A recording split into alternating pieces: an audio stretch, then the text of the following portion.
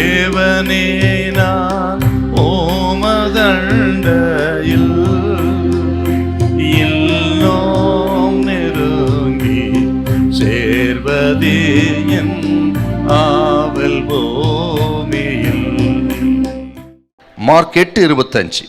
பின்பு அவர் மறுபடியும் அவன் கண்களின் மேல் கைகளை வைத்து அவனை ஏறிட்டு பார்க்கும்படி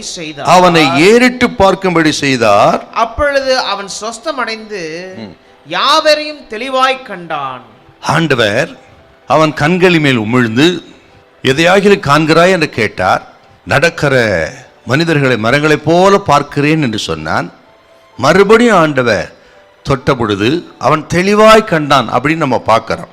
ஆண்டவர் கேட்கிறான், நீ எதையாகிலும் காண்கிறாயா?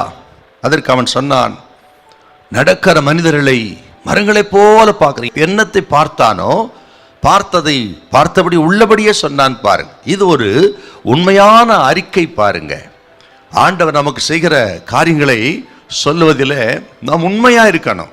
இவன் பாசாங்க செய்யல. பாருங்க, எதை பார்த்தானோ எப்படி பார்த்தானோ அப்படியே சொன்னான். ஆண்டவர் நமக்கு செய்த அற்புதங்கள் அதிசய நன்மைகளை நான் அறிவிப்பதில் அதில் நம்ம உண்மையா இருக்கணும். பாருங்க, ஆக இவன் கண்களின் மேல் உமிழ்ந்து இந்த அற்புதத்தை செய்தாராம். இதை எதை காண்பிக்கிறது கேட்டீங்கன்னா, ஆண்டவர் இயேசு அவர் யாருன்னு கேட்டீங்கன்னா, அவர் எப்படியும் அற்புதத்தை செய்கிறவர், அவர் எதை கொண்டும் அற்புதத்தை செய்கிறவர், அந்த சமயத்தில் என்ன இருக்கிறதோ அதை கொண்டு அற்புதம் செய்கிறவர். உமிழ்ந்து அற்புதம் செய்தார்னா அதான் அர்த்தம். இயேசு எப்படியும் அற்புதம் செய்வார், எதை கொண்டும் செய்வார், என்ன இருக்கிறதோ அதை கொண்டு செய்வார். இன்னைக்கு ஆண்டவர் சொல்லுகிறார் உங்களை பார்த்து, ஆக அற்புதத்திற்கு காரணங்களை தேடாதீங்க. இப்படி நடக்குமா, அப்படி நடக்குமா, இப்படி நடக்கலாம், அப்படி நடக்கலாம் என்று சொல்லி காரணங்களை தேடாதீங்க. ஆக காரணம் சொல்லப்படாமல் நடக்கிறது அற்புதம். எதை கொண்டு உங்களுக்கு அற்புதம் செய்வார், யாரை கொண்டும் செய்வார், இருக்கிறதை கொண்டு அற்புதம் செய்வார். அவரால் செய்யக்கூடாத அதிசயமான காரியம் ஒன்றுமில்லை. ஆக எப்பொழுது செய்ய வேண்டும் அப்பொழுதே இயேசு செய்வார். பாருங்க, மட்டுமல்ல ஆண்டவர் இயேசு அரைக்குறையாய் ஒரு அற்புதத்தை செய்கிறவர் அல்ல.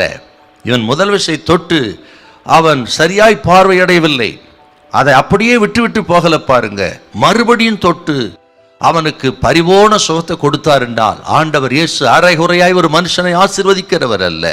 அவர் செய்கிற அற்புதங்கள் ஆக பூரணமானது, முழுமையானது. இதை கேட்கிறவங்களை பார்த்து கர்த்தர் சொல்லுகிறார், இன்றைக்கு பூரண சுகத்தை பெறுவீர்கள், பூரணமான அற்புதத்தை பெறுவீர்கள். அரைகுறையா இல்ல, உங்கள் ஆசீர்வாதம் நிறைவா இருக்கும், பூரணமா இருக்கும். பயப்படாதீங்க. ஹல்லேலூயா, ஹல்லேலூயா.